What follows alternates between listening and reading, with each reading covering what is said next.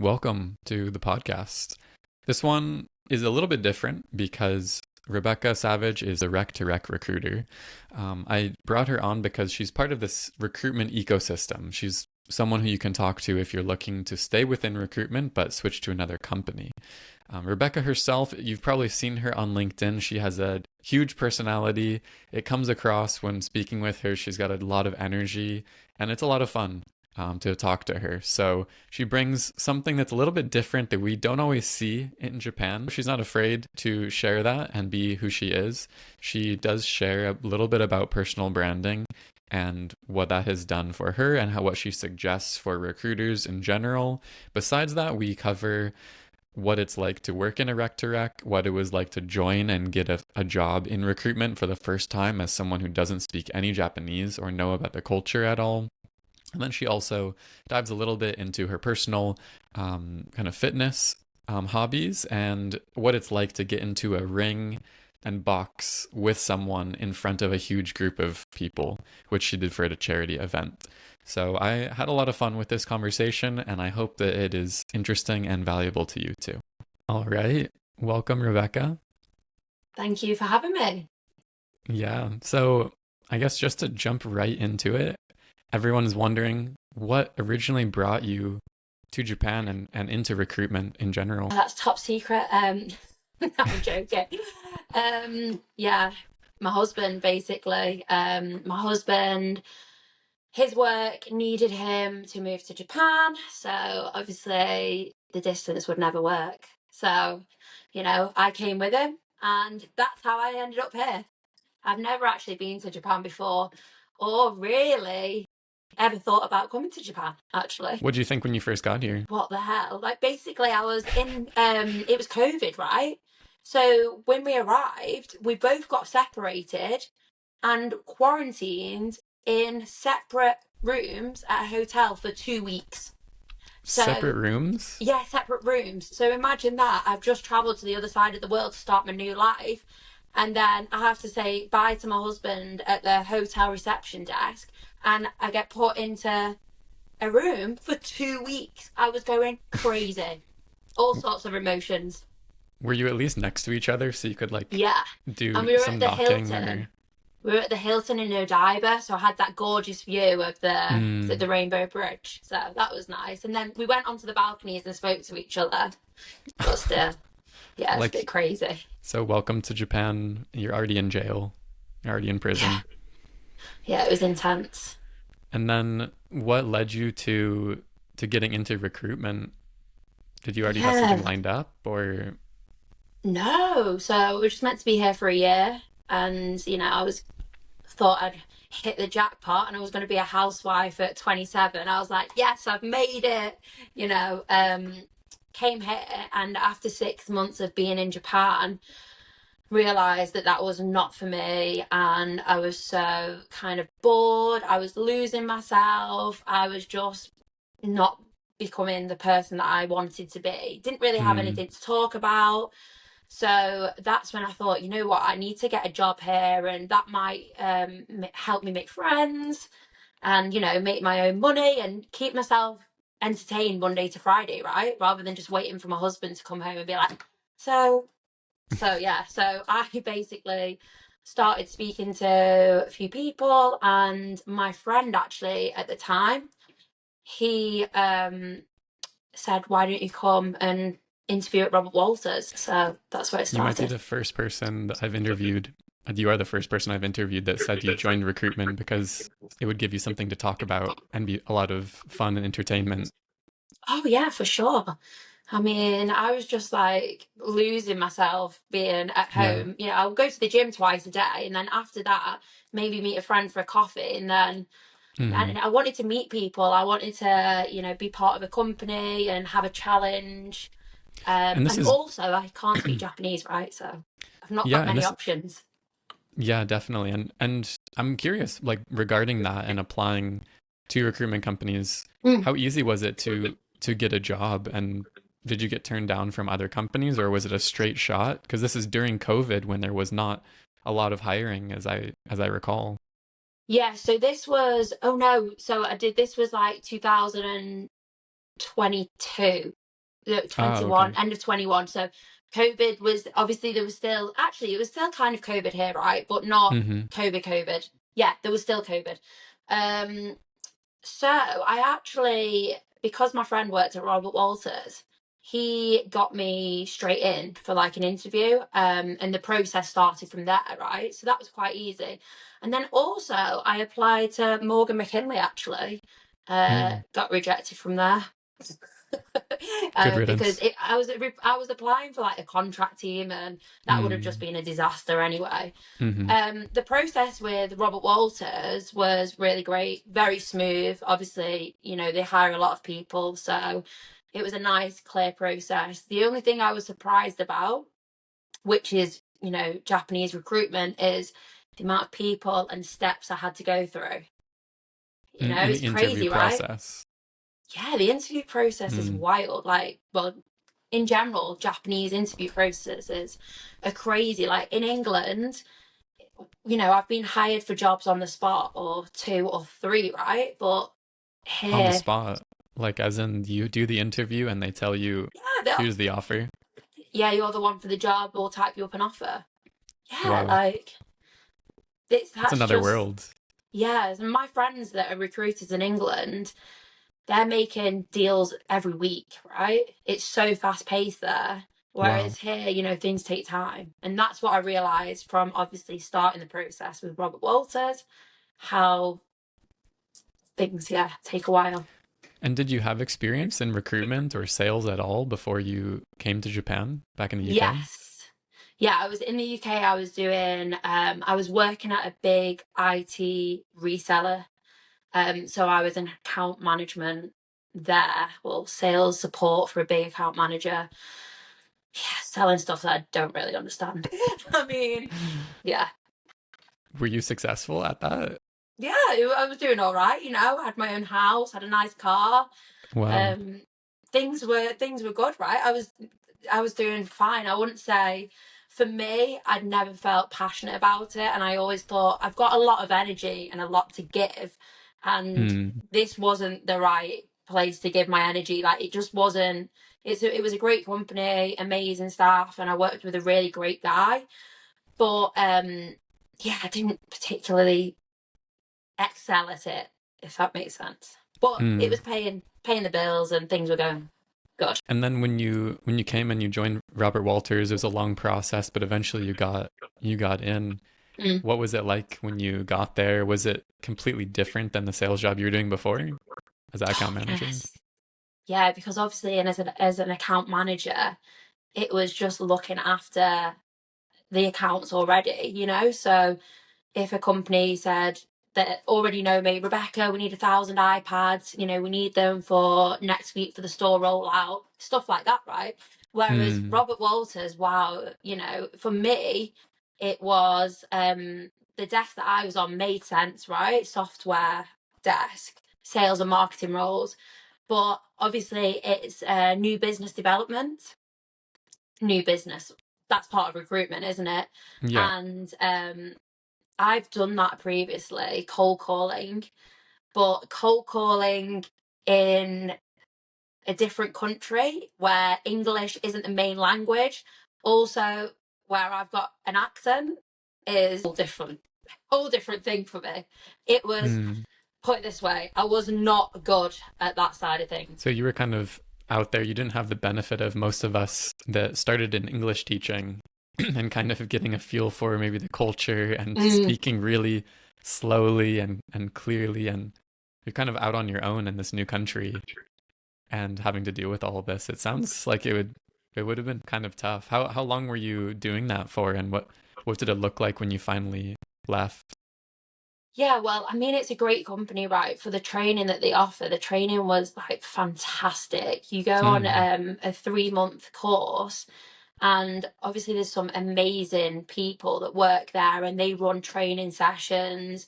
And really, for someone like me who didn't have any idea of what recruitment was, how to business develop in this country, this, they teach you the best for sure. Like, it must be the best place in Japan, I would say, for the training Mm. side of things.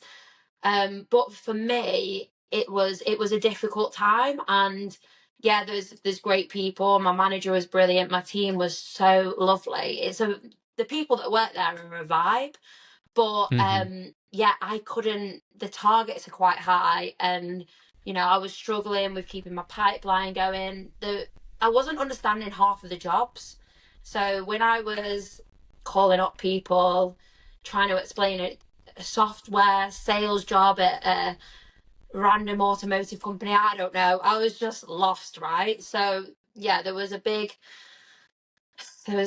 didn't work out for me. And maybe if to say I went on a different team or was recruiting into a different market, it might have been a different story. However, yeah, the market that I was working in wasn't really, it seemed a good fit from the outside looking in, but in reality, yeah, that wasn't the best fit. So ultimately, I left there in about a year and then I'm moved on. curious, just before we get into the next thing, where do you think you would thrive? Like, if you could be at Robert Walters and be in one industry, like, where do you think would fit your personality? Luxury fashion retail. I could have um, guessed. Yes, something like that. Something that I'm probably a bit more passionate about, consumer. But I don't know, also with me, I don't fully know if I would ever thrive in Japan in this sort of recruitment environment anyway, because I am an out there personality. I do find it hard to hold back. So sometimes, that's not really going to work as well, if that makes sense. Mm. Yeah, I guess depending on the client or Mm, the candidate, they might yeah, kind of push back or pull back a yeah. little bit. But other people might think it's really fun. I'm sure that it'll help you like build some relationships as well. Yeah, I mean, if I could speak Japanese, I think that would be on my side, for Mm. sure. But yeah, it was hard. Yeah. And and so then how did you find about the company that you're in right now? Well, I actually got referred through a friend to my now boss, Mike, and he obviously called me and was trying to help me find my next move in recruitment. Because the thing is, I knew after the training that I provided there and after meeting all the people that worked there and how great it was and how much money people were earning and how great it kind of was as a job. I thought, yeah, Mm. I want to do this, but maybe I need to find a different industry, a different company, whatnot. So yeah, I spoke to him about different opportunities, and then I was thinking while he was on the phone, like, wow, I like what he's doing, because obviously I understand recruitment. I've worked at a recruitment company now, so it's probably easier for me to pitch a recruitment company. So yeah, that's when I said, could I maybe come and work for you? And then, yeah, that's how the conversation started. Do you remember the point when you felt like you wanted to leave or like when you initially reached out to Mike? Like what was going on? I'm sure you see this all the time with candidates as you're talking to them, but do you remember what that kind of trigger point was like for you? Probably after day one. I'm joking. Um, yeah, I don't know. For me, I did want to stay. I wanted to kind of prove that I could do it. But I think it got to the point I wanted to go back to England at Christmas. And really, my pipeline wasn't good enough. I hadn't made the company, I'd made one deal and it was like 4 million.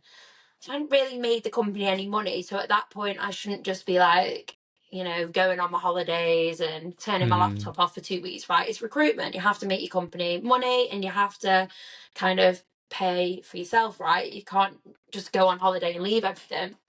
And yeah, I remember speaking to my boss just about the holiday, and he was like, recruitment is a job that obviously it's about billing, it's about performing, and it's not as easy as, yeah, you can go on holiday. So I went on holiday and I just thought, oh God, it's just not going to work out. yeah. For, great company, great people, but for me, not the right fit. Mm. So it was almost kind of the freedom, I guess. Yeah, for me, I needed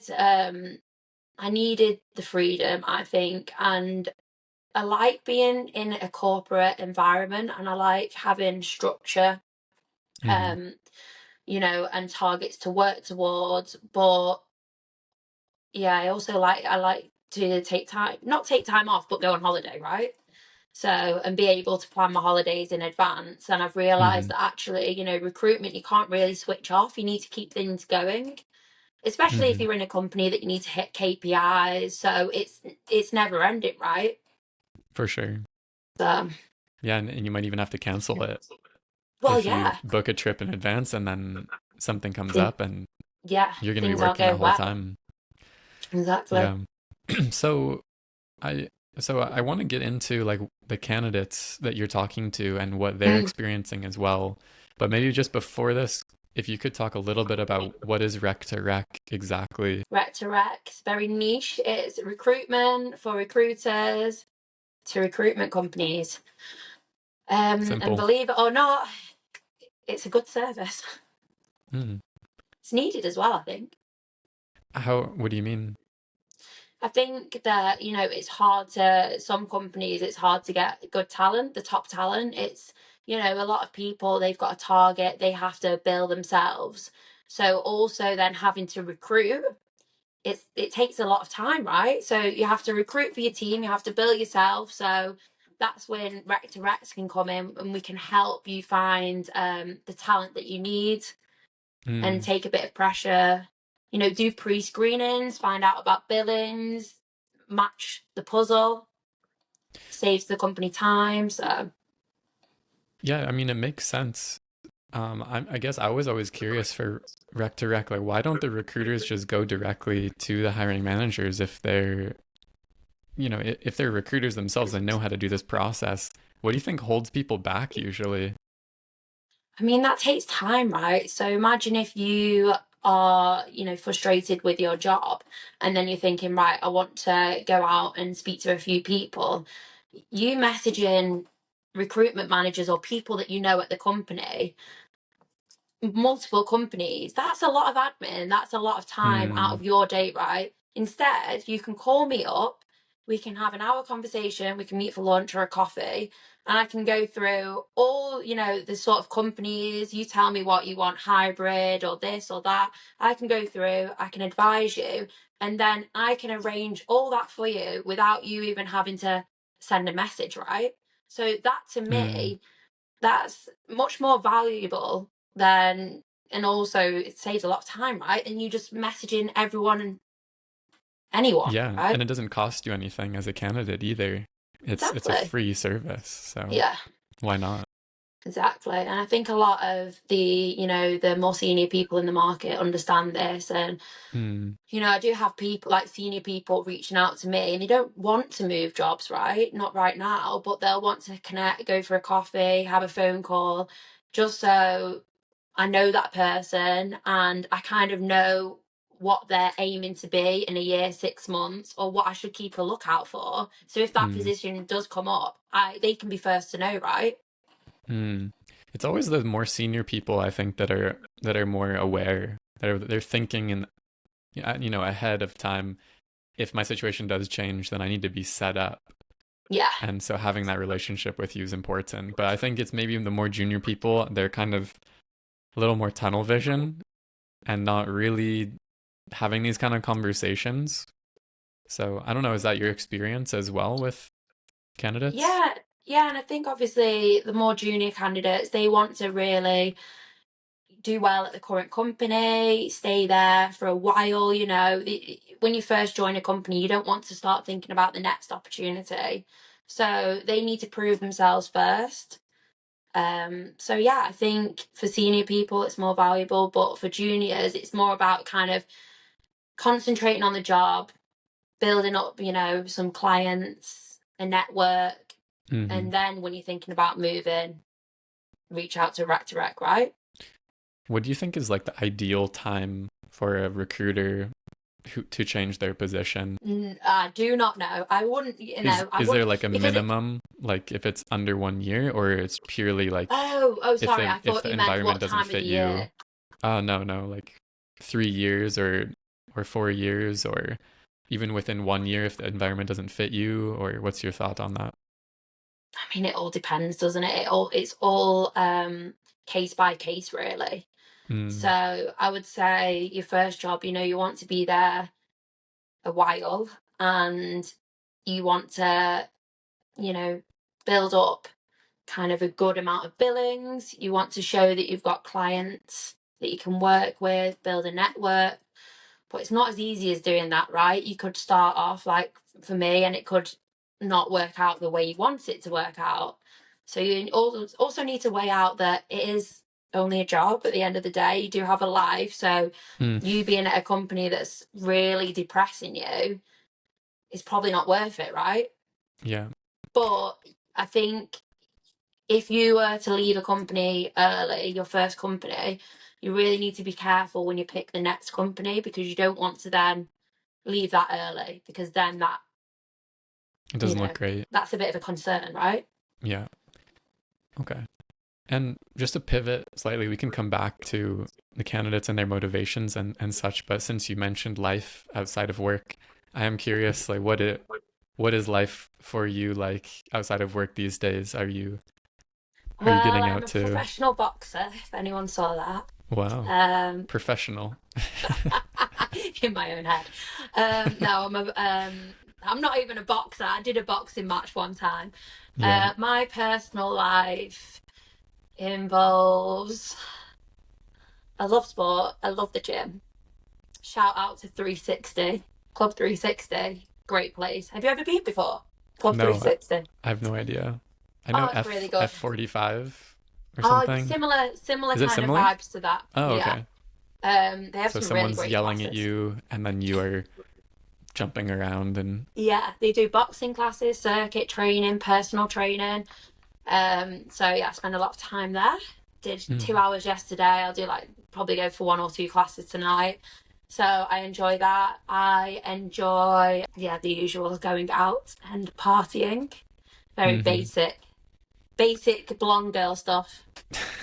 Where would people find you on a Friday night usually? In Shibuya in the clubs or some Magumbos or Arte Rapongi. in Roppongi? That's my local, Okay.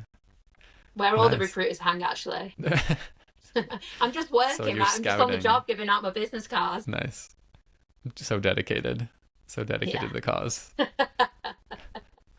No, but yeah, I do. I like challenging myself through sport. So Mm. I used to be a swimmer, and that's kind of like where my sporting background came from. And then I did bodybuilding last year, so I did some bodybuilding competitions, Wow. which was, that's a whole nother level of like crazy training, because also you have to basically starve yourself, not drink Hmm. alcohol, cardio, weights, and yeah, I looked like scary by the end of it. Like, all my face was like, yeah. My mum came. My mum was like, "Oh my god, what have you done to yourself?" I was just like, "Oh god, don't I look amazing, mum? I've just trained for 3 months for this, and you're saying what have you done to yourself?" Um, Wow. And I yeah. can't So imagine being on yeah, the it other was. side of this. We had a bodybuilder in my old company, and Mm, he's a big guy, yeah. Kelly. He's winning competitions too. He's quite good, Yeah, but I know he would Kelly come. actually Oh, you through know like the him? bodybuilding circuit. Okay. Yeah, he's incredible, right? And what he Yes. can achieve. Yeah, he looks amazing. I've never seen anyone who has a body like him. It's crazy. But sometimes he would come to the office during those fasting times, during the diet times, and everyone is kind of walking on eggshells. Like, don't don't upset him because if he's low on calories and he gets pissed off, he'll crush you. So he wouldn't do that. He's a Exactly. super nice guy, but It's yeah, intense. It I is can't imagine what intense. it does to your brain to push it Yeah, that it's, far. I can get a bit fiery as it is, never mind when I'm starving. So, yeah, Nice. So did you? I won't be doing Mhm. that again. I'm over and done with that. Yeah. But then I did boxing this year. That was fun. Mm. Yeah. That So was how? I mean, I saw you interesting. getting pretty feral in the ring as well. But what was it like to train for that? And like, what was getting into the ring like in front of all these people and just knowing it's do or die? Yeah, that was, wow, intense. I mean, the training I loved. I really like kind of pushing myself. I've never been punched before, so the first punch Mm. we was sparring in training to the face, wow, that was like I don't know, I felt so alive. It feels weird, right? But being punched in the face is Wow. another, it like, whoa. I was like, whoa, this is amazing, even though it's not amazing and it hurts, right? But it actually doesn't hurt. I don't know if you've been punched in the face before, but it doesn't hurt when you got the adrenaline. Mm. So the training was great. I was telling the guys in my training group to really try and hit me hard because I wanted to get ready for when I stepped into the ring. If I'm getting punched by guys, then when I'm in the ring, it shouldn't hurt as much, right? Because I've been toughened up. So that was the whole idea. And then on the night, I was just getting cocky and overconfident, and then a slut dropped when the music came on, just making a fool out of myself, basically, and then walked the wrong way, and they were like, it's over this way. And then as soon as I stepped into the ring, my husband put my like helmet thing on my head, and I just thought, oh no, like, what am I doing? This is crazy. And I was so nervous, the most nervous I've probably ever been in my whole life. And I just thought, I can't even get out of this now. Everyone's watching, but it's kind of tunnel vision. Everything, when they blow the whistle, it's like no one else is there, right? Except you two. And Mm. it was good. But 2 minutes felt like 2 hours. I was absolutely exhausted. Couldn't even hold my gloves up at the end. I was just like, bad. Well, good on you for putting yourself in that kind of position. I mean, I can really see the masochism coming out in multiple different ways. You said you'd like to grow. You like now you realize you like getting punched in the face and also going to Yeah, I mean, I need to protect 360. it. I don't want to get punched too many times in the face, but yeah, That's your it brand was. right there. Yeah. That's the moneymaker. Yeah. That's the thing. I don't want to be like broken nose and this and that, but luckily it's a charity event, right? So they Mm. put 16-ounce gloves on, and these Hmm. gloves are padded. So it Okay. would, I think it would take a lot to kind of like break anyone's nose or fully knock someone out. Mm. And you've got head guards on, so Hmm. yeah. But my husband was like, "Oh yeah, you should take up boxing." I was like, "Should I really?" Like, no, He's a I very can't. very Yeah, supportive he's fully guy. getting involved in it. He's your promoter now. Be like your Yeah, manager. yeah. Yeah. Wow. Probably make more money than this. Yeah. Are you gonna do it again this year? Undecided. First of Undecided. all, we need to give other people a chance. Of I know course, yeah. it's harder to get women than Mm. men. So there's a lot of men that do sign up. I remember when I Hmm. went to the trials, there was like 4 women, and we all ended up fighting. Hmm. Um, so maybe I have been training. I know April, who is my friend, after the fight, she said my punches didn't even hurt and she wants a rematch. But she said the only reason I won is because I was heavier than her. So if I was going to do a rematch, I'd make sure I drop my weight and show to her it was my skill as well, not All right, just my April, weight. if you're listening to this right now, you've just been Yeah, challenged. bring it. I know she's not been training though, and I have. Are you better friends? I mean, you fought your friend in the ring, and Mm. what did that do for your relationship? Like, are you better friends now after punching each other in the Oh, for face? sure. Yeah, for Wow. sure. It's like one of the best experiences of both of our lives, I think, putting ourselves Wow. out there and doing that. It was fantastic. And, it is all for charity. It's not Hmm. anything, it's not like we hate each other, but in the ring, we did hate each other. Like we Hmm. are both very competitive people, and it was a bit crazy actually how you, I could go at my friend like that. Yeah. Um, Have but you yeah, heard of? Mhm. it was a great fight, and I really enjoyed doing that with her. And yeah, she's one of my closest friends here. So That's awesome. That's really cool. Have you heard of the club or the bar Fight Club in Shibuya? There's a I don't know if I think it's still around, but there's a bar that has a boxing ring in it. And you can like buy drinks in the front at the bar, and then you can yeah. reserve a spot and go and fight with your friends with Oh, that with sounds gloves on, amazing. and Please send me the it's link. awesome. I definitely recommend to anyone who's visiting to go there. and just hash it out with your friends. It's a good Sounds time. so good. Like if you just had an argument, be like, meet you at the ring. Yeah. Love that. That's great. I think, yeah, especially maybe in Japan, a lot of people need to get a little, stress out. So, For perfect thing to sure. do with your friends or Yeah. your manager, maybe too. I wouldn't like to fight mine. He'd flip me. I'd be on the floor. Nice. Well, I want to go back to recruitment for a bit, and I mean we were talking about like the grind, training wise, and also I guess the grind in recruitment is tough, and this pressure is building, and stress and anxiety, and yeah, I guess what is the most common thing that you see for candidates that reach out to you? What are the things that are common to struggle with, you'd say? Yeah, I think there's a few, right? I think money, obviously, Hmm. that always comes down to, things do come down to money, maybe commission, base salary. Also, a lot to do with promotions. So maybe people have been waiting on a promotion and false promises, and that hasn't happened. That can happen. Yeah, people wanting more commission, people maybe wanting a bit more flexibility or a larger market. Honestly, it varies from like case to case. Hmm. And how much does it really change? I think that's the question. A lot of people think, and I think you posted about this recently, like Mm, recruitment is recruitment is recruitment. How much does it really change company to company? massively, like completely. For example, look at me. I was at one company, now I'm at another company, and like my whole standard of life is massively improved.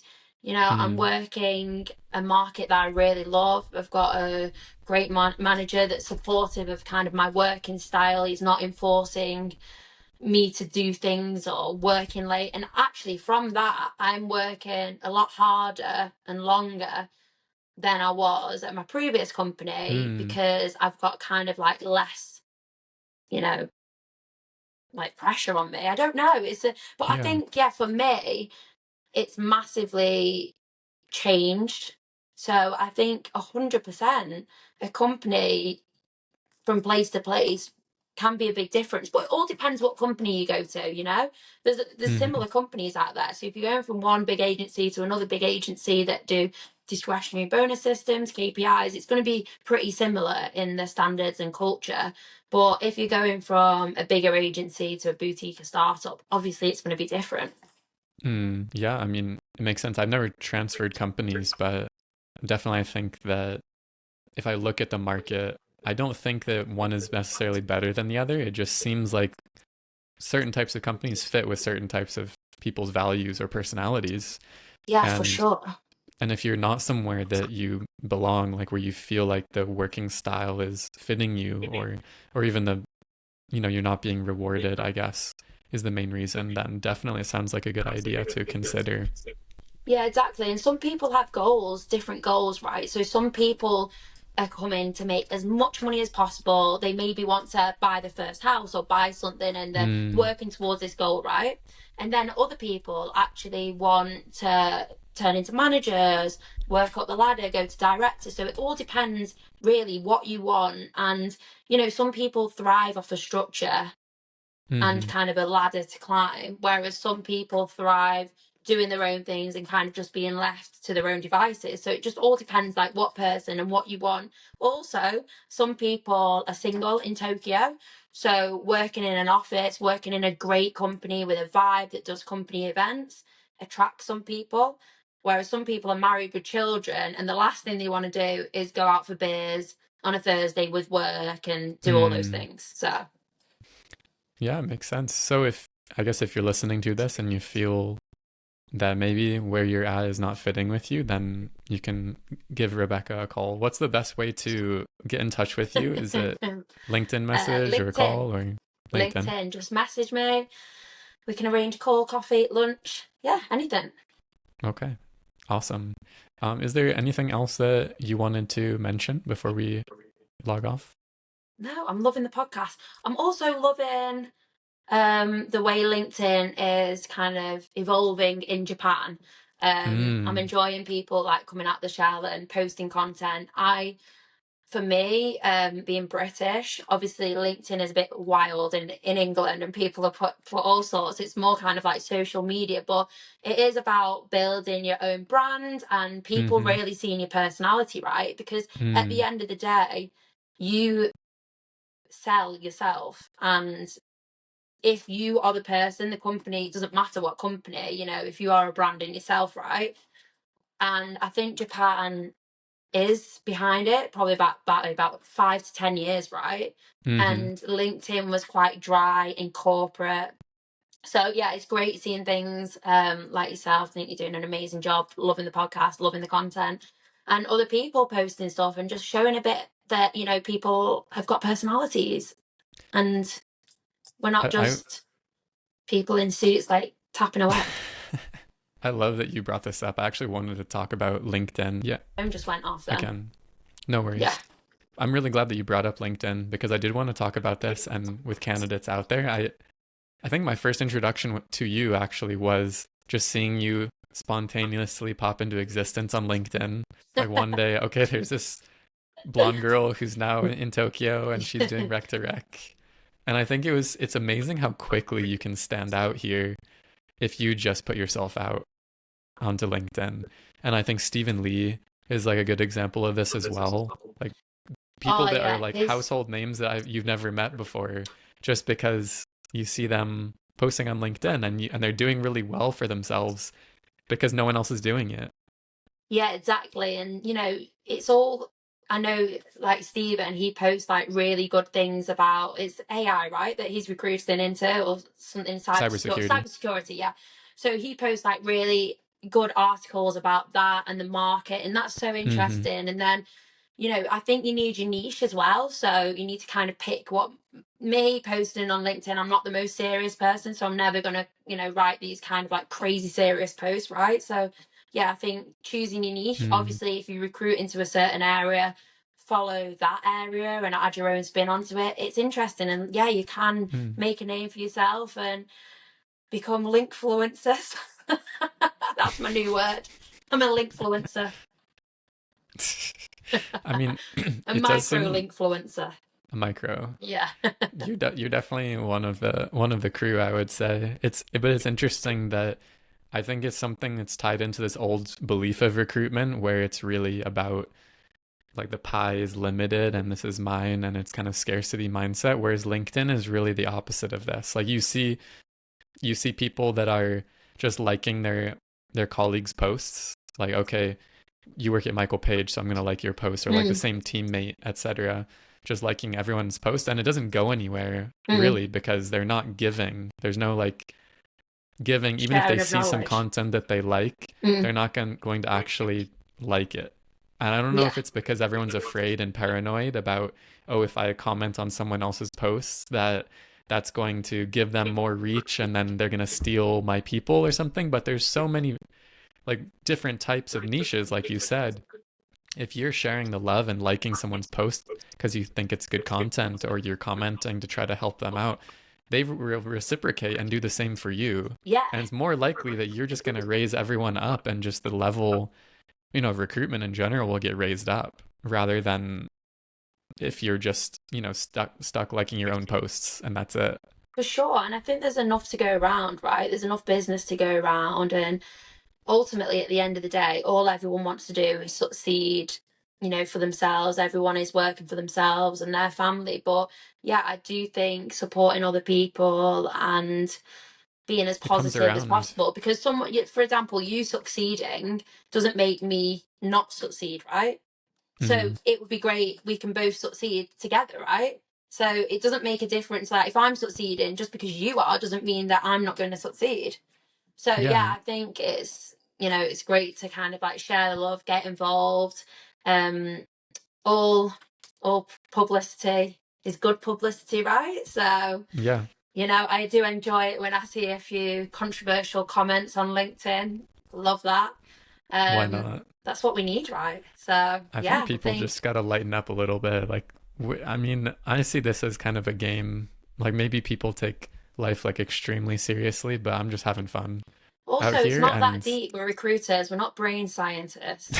Brain scientists. Brain. Yeah, we're not brain surgeons or rocket scientists. Like we yeah, are recruiters. At the end of the day, it's not that deep. Like if people want to go out and save people in the world, then I probably would say recruitment's the wrong.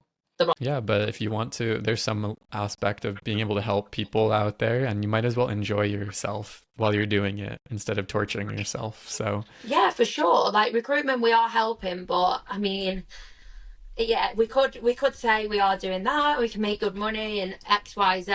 Yeah, I mean, why not like people's comments and enjoy LinkedIn? But I do think also when you are at a bigger company, right? You're not. It's you more as part. You represent their brand, so mm, sometimes you can't just go off on a rampage on LinkedIn and start mm-hmm, saying this and that because you're part of a corporate brand and you need to represent them the way they mm-hmm, represent themselves, right? So I mm, think it would be easy for us to say, do this, do that, because, yeah, we're not part of a big corporate machine. So I yeah. think people are scared sometimes. I think there is that kind of fear, like what's going to happen if I like the competitor's post, or Mm. but I think it's even outside of just competitors, right? It's like I remember I didn't even want to add anyone else on LinkedIn. Like I Yeah. didn't want to add any other recruiters because I was afraid that, oh, they're going to steal my candidates. They're going to be able to have access to them. But it's really just not how it works on social media. Like that's the opposite of what LinkedIn has built, unfortunately, Mm. like the algorithm. And if people are going to take your candidates, they're going to take your candidates. So you might as well be out there trying to help people and trying to like show that you're a friendly, helpful person, and hope that that people resonate with what you're doing. So Yeah, I I don't know. completely agree with that for sure. And it's nice to know also, isn't it nice to know your competitors and what other people are doing and how they're Yeah. doing it? I think it's all about like sharing information and it can only improve, you know, yourself and how you're doing recruitment, surely. I don't know, that's how I see it. Yeah. Well, we kind of went on a little LinkedIn rampage over there as well, but I liked it. And I definitely, yeah, appreciate what you're doing on LinkedIn as well. And you've been doing it well, it seems. Your last post, I think, did extremely well. Yeah, Um, only because I've put an emoji over my husband's face. He's like, I don't want to be seen on your LinkedIn in a kimono. Got to keep that secrecy. of course, yeah. Thank But keep doing what you're doing. And I you. wish you all the best. Thanks for the support as always. And yeah, anything else you want to share with the listeners? Like and subscribe. Like and subscribe. Comment, message me if you need a help finding a new Hmm. job. Got We some don't great bite. opportunities, as you know. Nice. She's not going to punch you in the face. No, I'm actually a really nice person. So I yeah. think people. All right. Awesome. Well, thank you very much. And I'll talk to you soon. And see you, bye. All right.